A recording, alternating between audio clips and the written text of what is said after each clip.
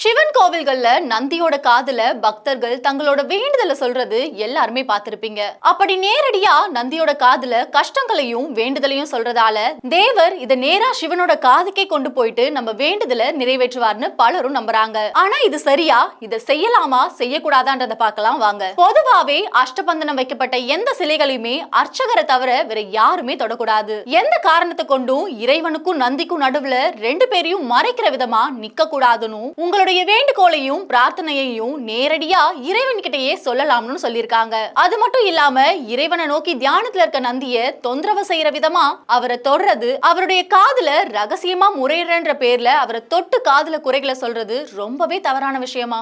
ஆக மொத்தம் நந்தி தேவரோட காதுல வேண்டுதல்ன்ற பேர்ல அவரை தொந்தரவு பண்ணா ஒரு நல்லதும் நடக்காது. இது வரைக்கும் நீங்களும் இந்த மாதிரி நந்தி காதுல ஏதாவது சொல்லிருந்தீங்கன்னா மறக்காம கமெண்ட்ல சொல்லுங்க.